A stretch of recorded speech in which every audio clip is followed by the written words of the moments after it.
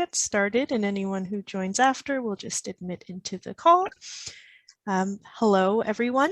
My name is Kara Joseph. I am the Training Programs Manager here at Creative Manitoba.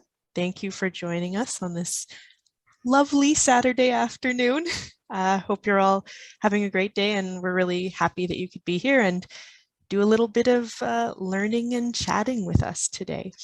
I'm going to begin by saying Creative Manitoba is located on Treaty 1 territory, the original lands of the Anishinaabe, Cree, Oji-Cree, Dakota, and Dene peoples, and the homeland of the Red River Métis.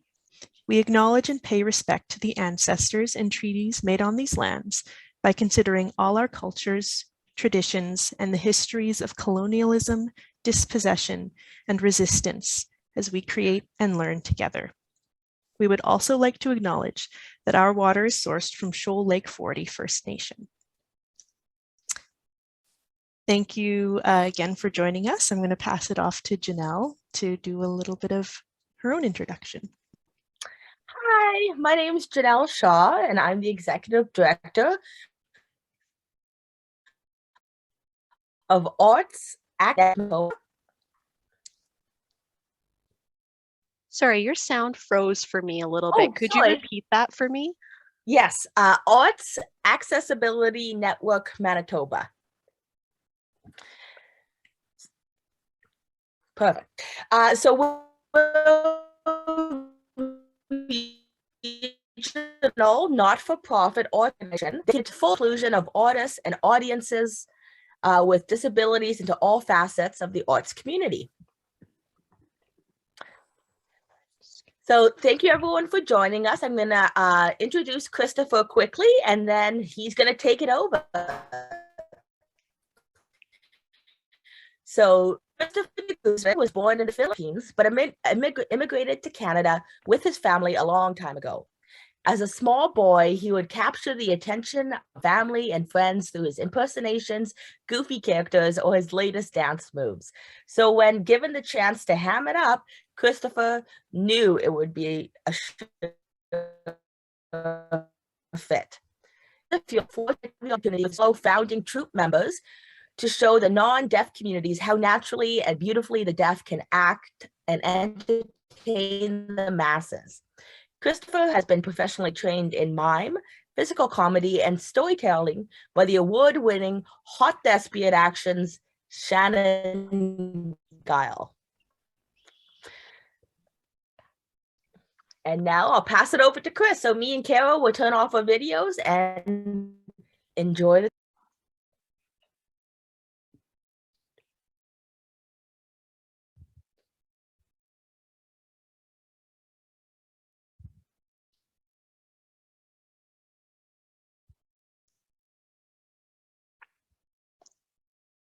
Okay, hi everyone.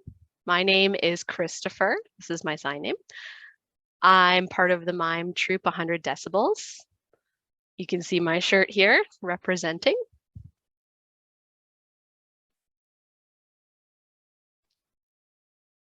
"100 Decibels", my mime troupe, we grew and became known, but I grew up in the Philippines. I've done different dance projects and things like that. But the story begins a long time ago. My mother had multiple children. First, my sister was born on June 28th. She was born hearing, non-deaf. Then I was the second child. I was born on November 28th. And then my mother was pregnant with a third child. And unfortunately, she passed away during that pregnancy. And that was on November 24th. And so that was when I was 3 years old in 1989. My mom passed away. And the baby passed away as well. So during her pregnancy, my mom passed away in 1989.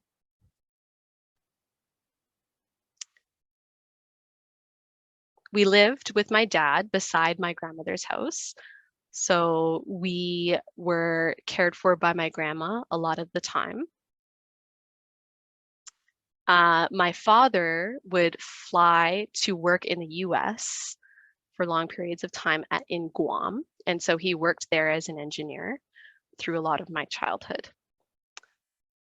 And he eventually got remarried. And at that time, I had a third stepsister. And so it was the three of us kids at that time. And both my sisters were hearing and I was deaf. And my parents didn't really sign or anything like that. When my dad and stepmother came back to the Philippines, they didn't really sign with me. So I was the only deaf person in my family. So I was pretty alone in that sense. And I had to figure out a way to communicate. I had this old piece of paper that they had brought back from the US, a little pamphlet with the alphabet in ASL. And so we used that a lot of the time to learn how to fingerspell and learn the alphabet as a way of communicating. My older sister first was the one that I would fingerspell with most of the time. And we would use a combination of fingerspelling and gesturing with each other. My father went back to work in Guam, and at that time, my grandmother took care of us. And otherwise, I didn't have any relatives to communicate with. I was in the Philippines. It was me and my two sisters, and my father went back to Guam to work. So my grandmother took care of us, and I was stuck. I didn't have any relatives who signed. Everybody spoke around me. And so I was on my own in that way. We did end up finding eventually a school that taught speech therapy or did more speech therapy, and it was really hard for me. I really hated it. I would cry. I didn't want to go, and it was a difficult school for me to be at. The teacher was very strict. We would do the same repetitive speech therapy practices over and over again. And if I didn't do well, I would get hit over the hand as punishment. So I didn't enjoy it whatsoever. When my father returned to the Philippines, we looked for a different school.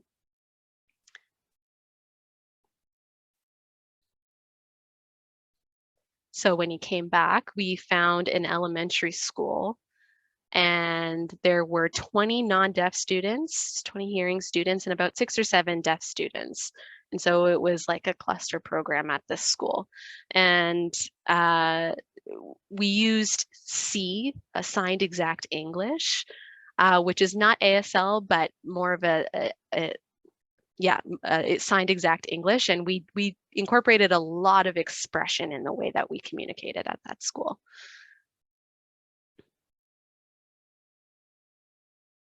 So I learned well at that school, and my father again returned back to Guam, and I stayed at this school in the Philippines. My signing improved, and I remained with my grandmother. And at one point, I was involved in an accident. I was hit by a car and I was brought to the hospital, and I had, an injury on my arm as well as a head injury. My head opened up and bled quite badly. And, my grandmother took care of me, and I eventually got better and went back to school.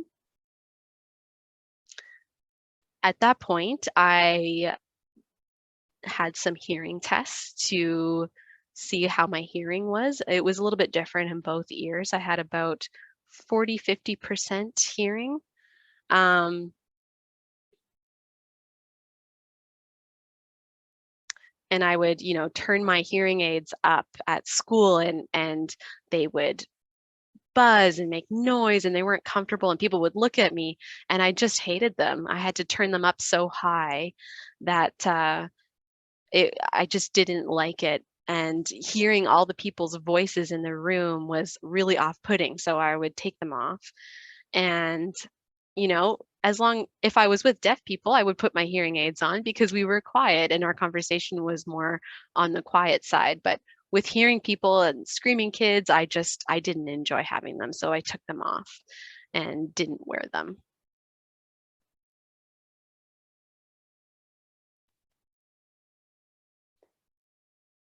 My grandmother would come to school and we'd do different dance practices. And at the time, my mom or my grandmother was such a great dancer. Sorry, one second.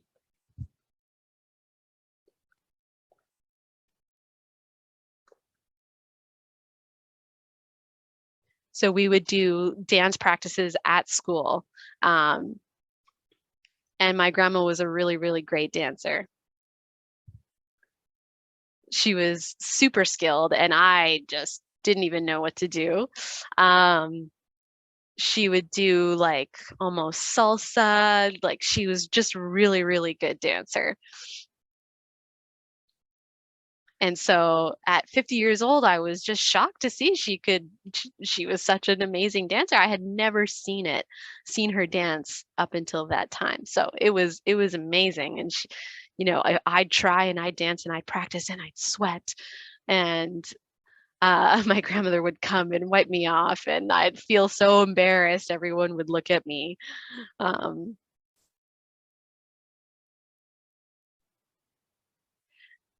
So I tried my best and I really appreciated that my grandma taught me how to do that.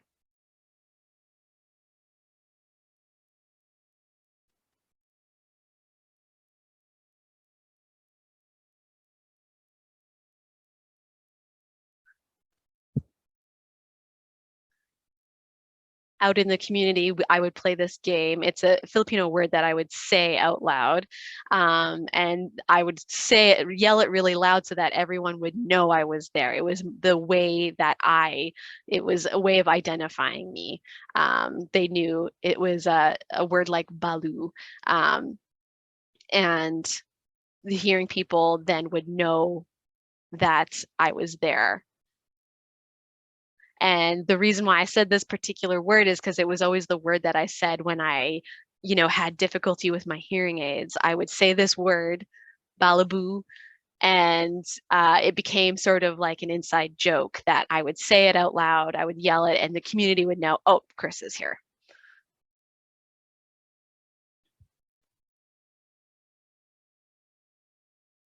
So even into my teen years, I would say this word, balaboo, and they would know that, oh, yeah, Chris is here.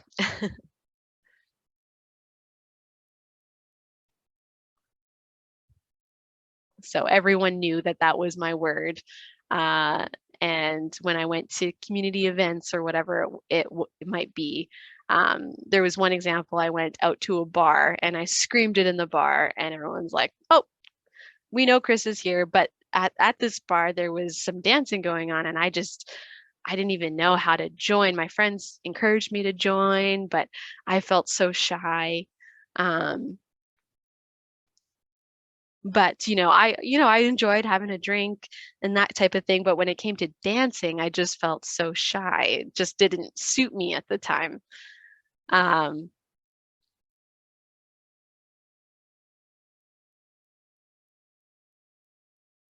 my friends encouraged me, hey, you better dance because you might be able to meet a girl that way. But I just didn't know how to dance.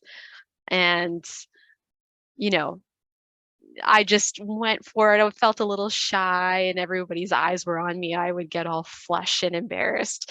And then I decided, no, I'm going to back off the dance floor and have a drink. So I was trying to think of how to dance.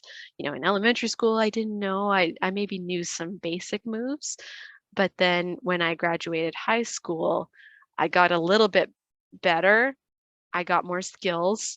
And I would watch a little bit more, and If you're familiar with the cartoon Tom and Jerry, I was obsessed with that show. I loved it, as well as the cartoon or Charlie Chaplin. I loved Charlie Chaplin.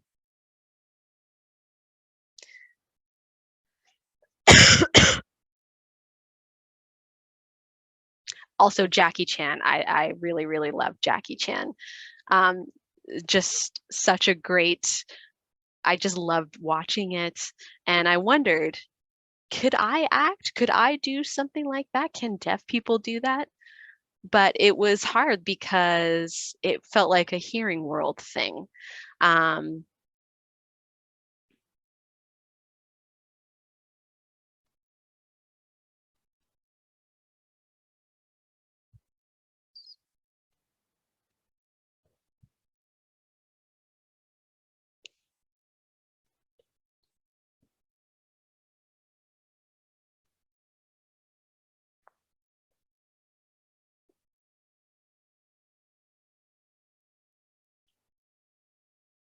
I just loved different actors like Jackie Chan who were so expressive. And I wondered if deaf people, not karate part, not that part, but just the humor part of it, the expression, the acting. And I wanted to, I saw that you could understand uh, acting without language in that way. And that was really, really comedic, really funny. Whether it was Charlie Chaplin or Jackie Chan and stuff like that. I didn't like necessarily the violence in it, but the humor in it was really appealing to me.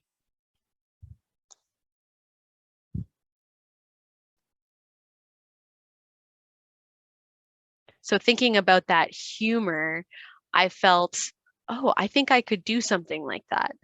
But uh, how could you understand, would you be able to understand a deaf person or deaf actor without language? So I thought about that for a really long time. I thought about the language piece of it. And so uh,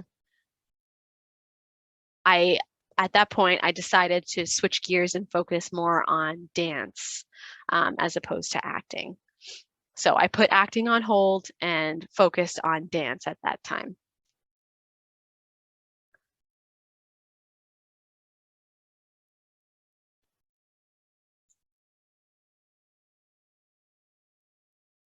And I became interested in cheerleading.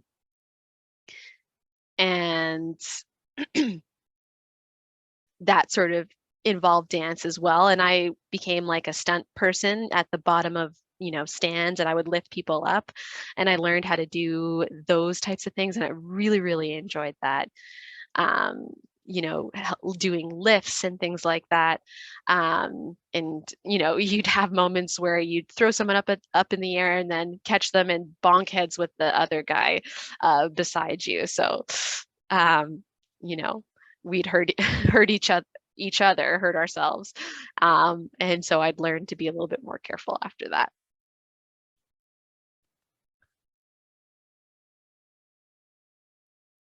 At one point, we won a championship. Actually, we won 3 championships. Um,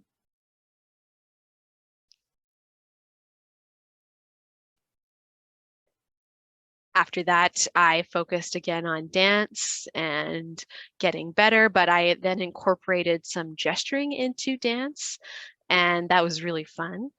I had a teacher, a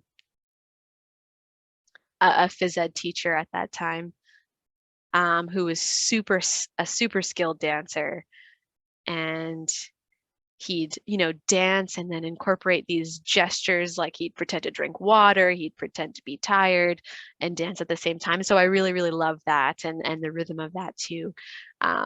So I spent a lot of time kind of studying him. And then I graduated high school and went to college.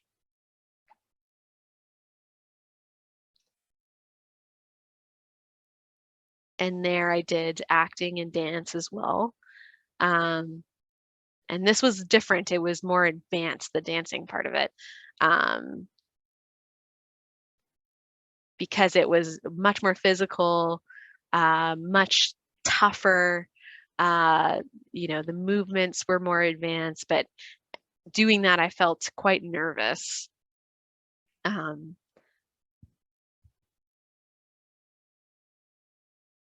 also took, the basic courses, English and math and things like that. And then I did dance there, and it was quite advanced. The movements were different, and I would perform for hearing audiences. I tried to get more deaf people in the audience too, but there were bigger audiences, and in that environment, it was amazing, and I loved doing it. It was my first time doing it, but you know, growing up, I never performed for audiences, not in elementary school, not in high school, but this was my first experience in performing in front of people.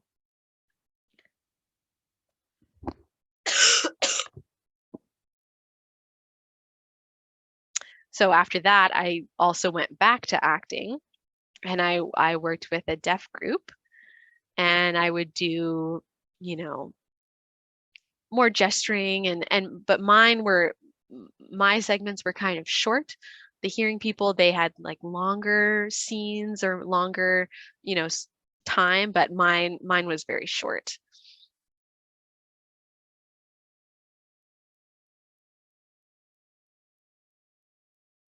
So I would have short little scenes, and then I also joined a choir.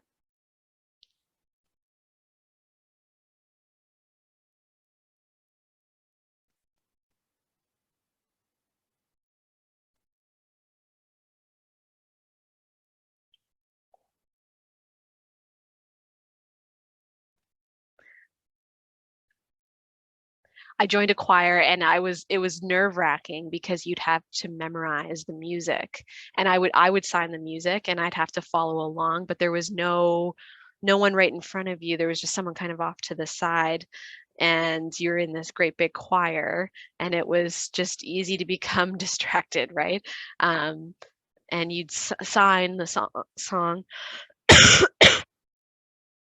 and the pace was very slow because you had to match what was going on. And so at one point I would, be up in front and center, and I'd have to lead it and sign the words to the song, and I'd have to memorize it. And also match the pace of the music. And I would do that because I was able to do that because I can hear a little bit and feel the music. And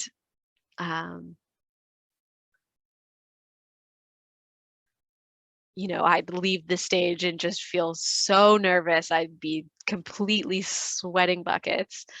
And I'd feel that way because there was the spotlight just shining on me, making me feel so hot and so nervous. So that was my first experience with something like that. And eventually I became more used to it and became more comfortable being involved with the choir. Then after that, I also did different dance performances, also, very sweaty for those. So, and then that was my experience in college. I then graduated. Um, at that point, my mom and dad moved to Canada, and I moved with them in 2010, June of 2010. And that's what brought me here. When I came, I landed in Winnipeg, and I looked out the window. I walked out the door, and it was cold. I remember saying to my parents, just wait 1 second, let me get this out of my bag. I put my mitts on, I put my jacket on. It was my first time in this type of climate. Everyone thought I was weird, but I was cold. Winnipeg, Manitoba, that was new to me. I was used to the Philippines where it's, hot all the time, versus here, the weather was so unfamiliar to me. So I was just shivering and cold, and it was my first exposure to something like that. I had never flown anywhere else before moving to Canada. So that was my first experience with cold weather here in Winnipeg.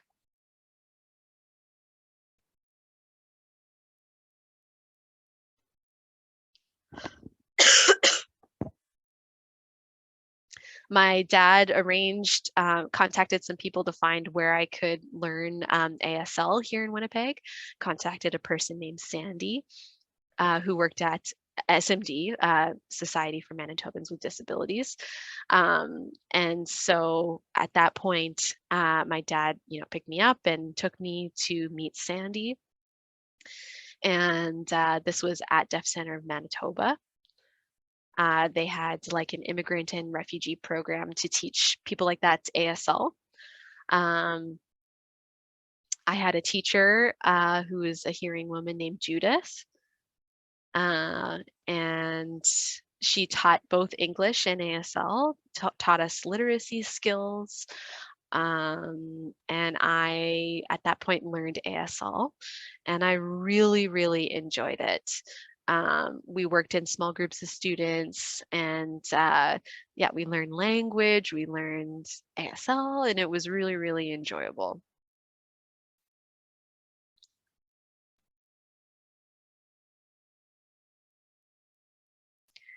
At one time we were doing a group activity, and the word was bike, and we were playing just a game where we had to guess what the word was. And at that time, Judith was sort of watched me as I took my turn, and I was acting out bicycle, and Judith was sort of watching and said, wow, like you have some, physical gesturing skills the way that I was doing it. Because the students in my group at the time thought it was really good, because they were all from different countries. And we talked about, it was very clear how I was gesturing the word bike. And so Judith suggested that I work with Heather Bishop, who is a musician, plays guitar. This is her sign name, Heather. And yeah, she plays guitar. And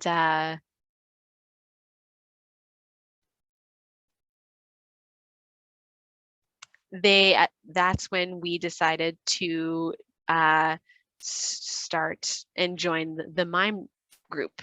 And that's where Shannon Giles came in. She became our teacher. So she's a famous, in her organization. So she came and visited the school with Shannon and Heather. And I hadn't gotten involved in mime specifically yet, but just more gesturing and like physical language. And so I was selected with another couple students from Manitoba School for the Deaf. There was 5 of us at that time, and we became involved in mime.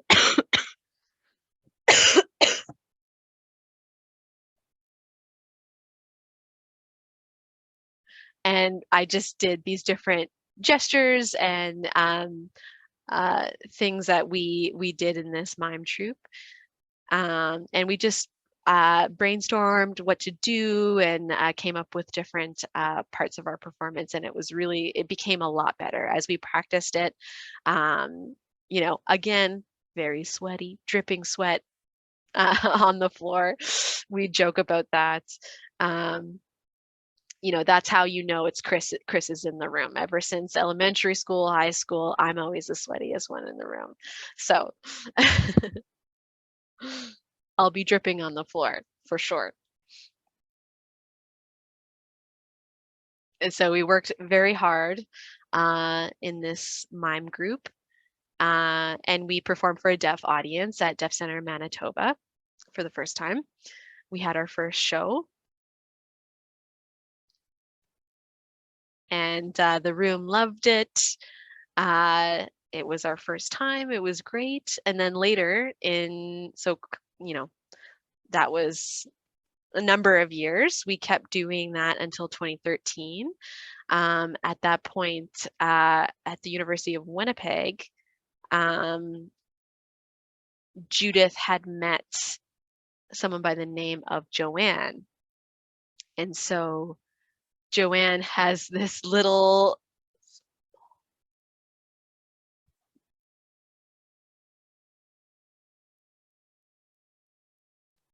So Judith met me at my work. She came up to me right in my face and said, "Hey, get involved with mime." I said, "No, no, no, no, no." But yes, that's what Chris is saying. And at that point, Jordan joined us as well, and so we were all kind of checking each other out, and we had this mime troupe. So that was the four of us at that point. And that was in 2014.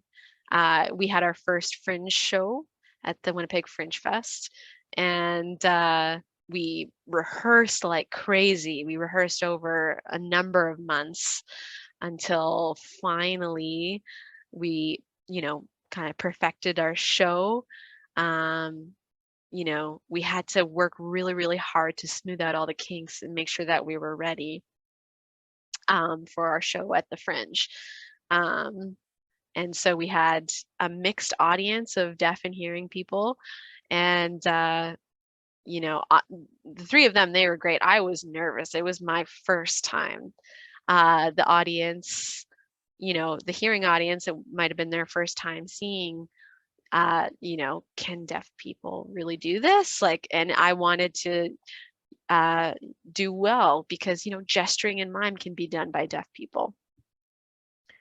And so yeah, I was the only one that was super nervous. Of course, I'm the nervous one. What happens? I get sweaty. And so we did our performance, and it did really well. And the hearing audience understood what we were going for. They understood our performance, and our group then went on tour. We had shows in Calgary, in Edmonton, in at the Sound Off Festival there. And so we also performed in Toronto. Here, we had shows in Manitoba throughout the province, and that's how we, established our group 100 decibels. And so we've worked really hard and continue to, work on this and feel really connected to this project. It's almost like a,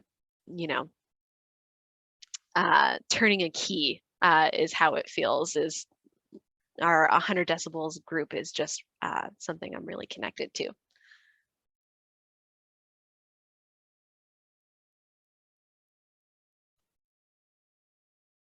So I've also been quite busy throughout the years. I am involved in a group called Deaf Up, also with Jordan from my mime troupe.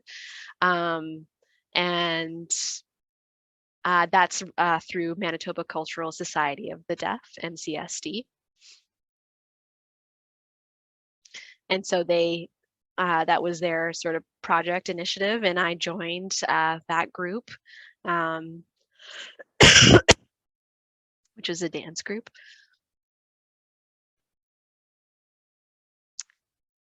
And so I felt that I also was involved in a darts competition. And so at that time, I had a lot of things going on, mime troupe, dance group, and the darts competition. So when I came back to Winnipeg, I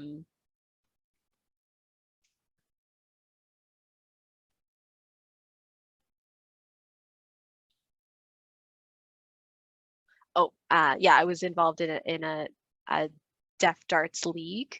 And so the other two groups that I was part of, they did a week-long rehearsal at one point, and I wasn't able to be a part of it. And I was just unsure what to do.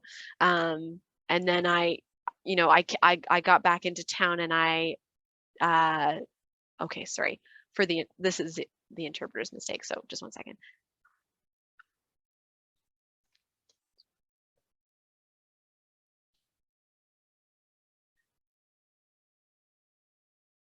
let me clarify here. So I had a dance group with 2 other people, deaf people who are involved in that group. But I was at a darts competition all week long, and they were doing rehearsals for the whole week. And unfortunately, because I was busy, I couldn't be a part of it until I was in Edmonton for that competition. And by the time I got back to Winnipeg, they had done a week long of rehearsals. And I only had 1 day to join their rehearsals because they needed a 3rd person. Originally, it was a group of 4 people. It dropped down to 2 because I wasn't a part of it. And then because they needed someone so badly, I joined the group I did 1 day of rehearsals despite, being so late to it. I hadn't, really been able to learn the performance, but I made it work. I only had 1 day to rehearse with them, and the very next day we had to be ready for a filmed performance. And so I was completely nervous, and the 2 of them knew the routine. I did my best, and so I tried to get as ready as I could, studied the routine, and did the performance with them, and it went fantastic, and everyone was super impressed. And I just made it work despite 1 day. So yeah, it was pretty good. And then yeah, of course, for that performance I had makeup and I basically sweat it all off.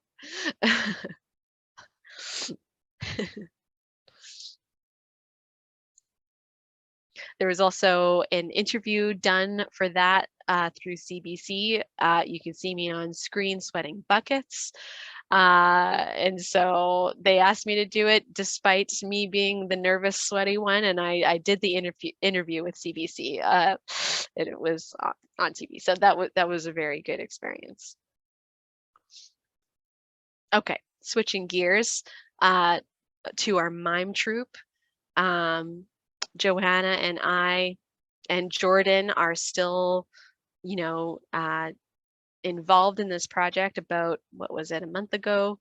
We did a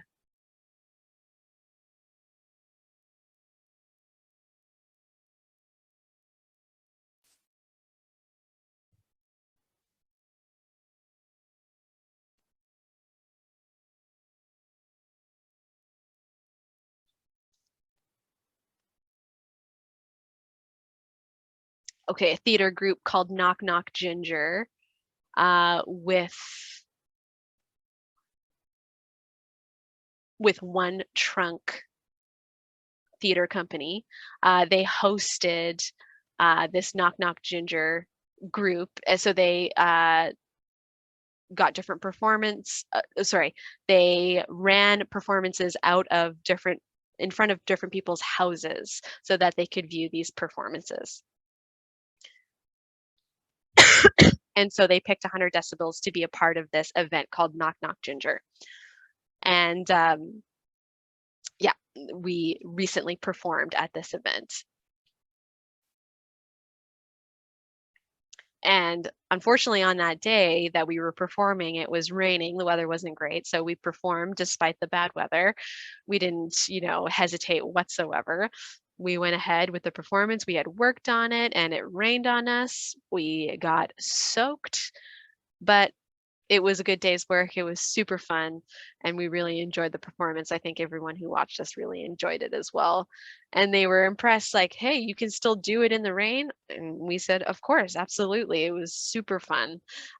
Performing in the rain was actually really enjoyable. And it was a great experience. It was my first time doing something like that in the rain. So I really enjoyed that. And so I hope to do a lot more of that in the future as well. Okay, thank you.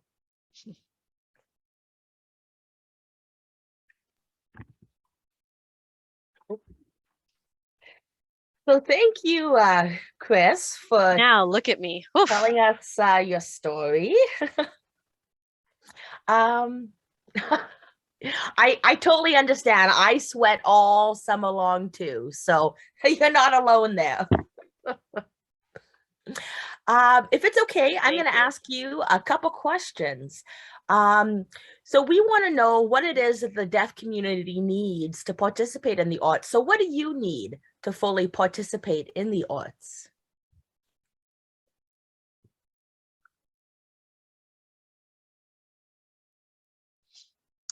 Audience members need interpreters. They need deaf interpreters as well. So hearing interpreters and deaf interpreters. You know, maybe if you have deaf people that aren't able to understand it, having interpreters and things like that to make it accessible, so that your deaf audience can understand what's going on. And does lighting play a part of it? Is good lighting important? For sure. Yeah, having interpreters, you know, well lit is really important. Or also, you could have two interpreters on different parts of the stage, you know, have the lights on for one when they're on, and then, you know, turn the light off and turn the light on for the other interpreter. So it depends on what the setup is. But also it's really important, you know, where you reserve seats for deaf people so that they can actually see the interpreters. That's important. Yeah, that's a very good point. So what is it that arts organizations can do to make the deaf community feel more welcomed at their events?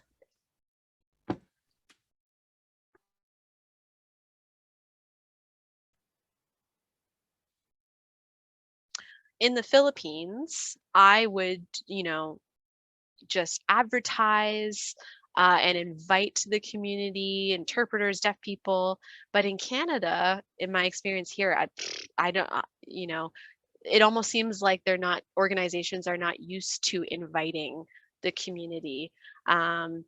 Maybe because I don't know, maybe things are more sports focused. You know, if these organizations advertise, hearing people know and they come. And I think because historically there hasn't been interpreters, and now we're providing more accessibility for that community. So yeah, I think it's about sort of getting people to come. It's still important to advertise, to just advertise more and get it out there in the community. You know, focus all your energy on Facebook, get it out there. Right, right. And so I guess it would also be important for arts organizations to share their information with deaf organizations like the Manitoba Society, Manitoba Cultural Society of the Deaf, or the Deaf Learning Center. Is there any other places you would suggest? And DRC, the Deaf Resource Center. Right, right. Also on Facebook, Instagram, you know, deaf people are well connected on Facebook typically. Some are on Instagram. I think just, you know, promote it, you know, and hire someone deaf to promote it, and, you know, put out a video where deaf people are talking about your event so that it's also accessible for potential deaf audience members. And also, you know, like hearing people, they'll have advertisements or promotions that are in the same language as the community, in English or in speaking. So you want to do the same thing. You want to have your advertisements be accessible to who you want to come. Right, right. That's a good idea to do vlogs. Absolutely, yeah. Um,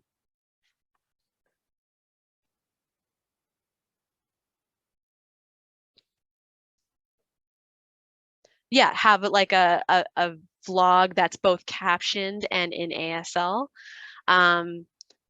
Because some deaf people, or sorry, if it's not done by a deaf person, the community might not take interest, whereas 100 decibels is a deaf performance group, and it's important to let the community know and also have a video that's captioned, because not everybody is fluent in ASL who's deaf, so that's important too. Right, right. Those are really good ideas. I love the idea of advertising in the community's language. I think that's really important.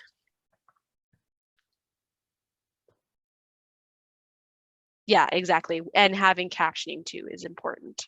Right. And then so my last, And why I say that is that the deaf community is diverse. Not everybody has the same language skills. yeah, absolutely. So my last question that I have for you and the audience members, if you guys have some questions, start thinking about them.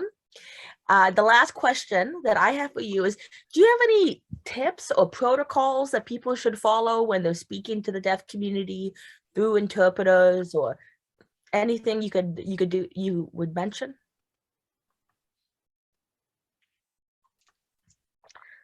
When I was in college in the Philippines, something I would do is almost like write on my arm, like write letters,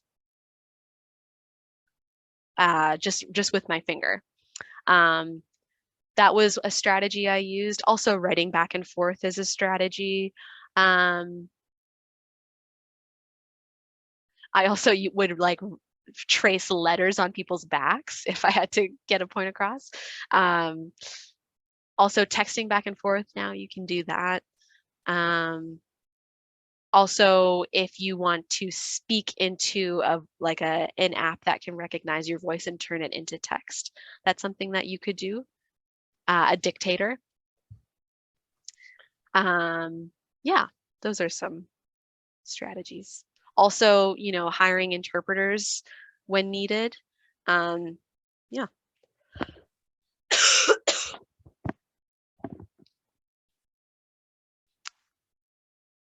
I could hire you, Janelle, to interpret for me. Oh, you're so nice. My signings are not that good yet. Well, yeah, it's just slow, right? And you gesture anything really. That's what people should do is try to learn ASL. Deaf people will be really honored by that, and it's just something we can support each other with.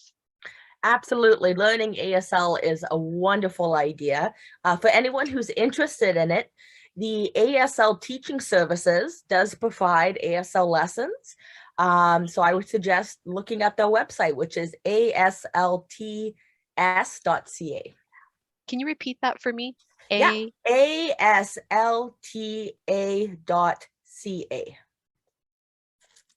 Great. So does anyone in the audience have any questions for Chris? We have about another 5 minutes. So if you have any burning questions, feel free to turn on your video, whatever makes you feel comfortable, write it in the chat.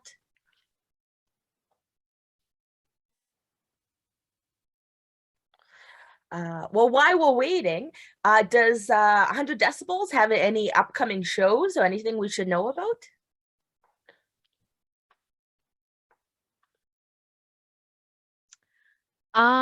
Potentially, hopefully, things come up last minute. And so we're waiting for some grant applications, but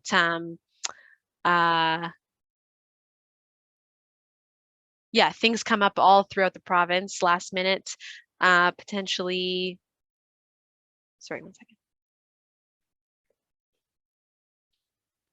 Unfortunately, we did get 2 offers in both June and August, but unfortunately the other member, Jordan, is away for one, I'm away for one. So in the future, hopefully we'll be able to make something work again, but at the moment, no.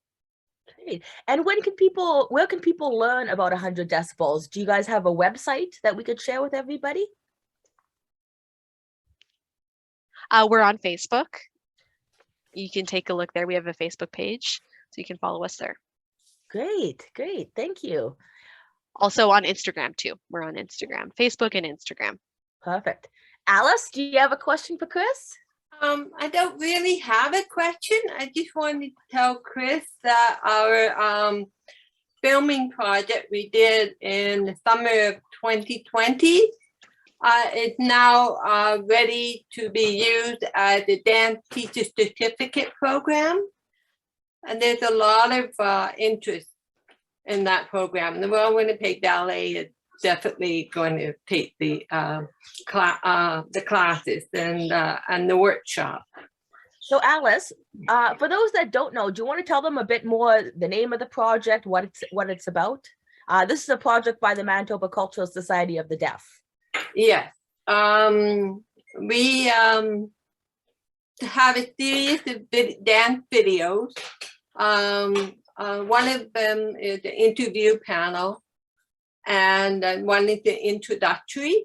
And we also have 3 new films which teach dance terms that non-deaf dance teachers can help the deaf dancers with their dancing and communicate.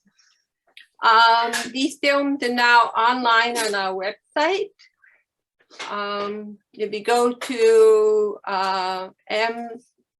mcsd-dam.com and you click on, it's called A New Rhythm, Teaching Beyond Sound. And it just teaches the non-deaf dancers the best practices to teach deaf dancers how to become more, be able to participate in the classes, be fully participate, not be left on the side. Right. And the program just, we got all the films in place, and we're just waiting for the okay from Chana Gill to the wording on the website. And once that's okay, we can go ahead with the dance program. All the dance teachers who have watched all these films, they're all free to watch. You sign up for this workshop. It's given by Joanna Hawkins and Chana Gill. It's called Breaking the Sound Barrier Workshop. And once you take that workshop, then you will be certified to teach deaf dancers. And we will have a list of studios that have taken or named the people who have taken this program. And then anyone who has deaf children or any older adults maybe who are deaf, who want to learn how to dance, can look up on our website and see who's certified to teach. So we're very excited. We will have a promotional program coming once that gets approval. So Chris, yeah, your participation in that is becoming very valuable. So thank you very much. Yes, Chris is one of the dancers in the videos. I believe you're in the hip hop class, right, Chris? He's in the hip hop class and the Yes. channel. Oh, in 2 of them. Wow. Okay. Well, I think we're getting close to the end of our time. Hey, Kara? I think so. Yes, thank you so much for joining us today. Thank you, Chris, for your wonderful story and your very valuable answers on accessibility in the arts. This has been a wonderful afternoon. Yeah, and thank you to the interpreters, Anna, as well as Joanna Hawkins, who was the deaf interpreter with Chris. You could see her hands on the side every now and then. Hi, Joanna. Thank you. Well, thank you all for joining us. We hope that you join us next week on June 11th at from noon to 2 p.m. We're going to be meeting with Big Daddy Taz, who's going to tell us about how to be inclusive for those with invisible disabilities and mental illness. So I hope you can join us for our second workshop in the series. Thank you again, Chris, and everyone enjoy the sunshine. It's beautiful outside. Get out there.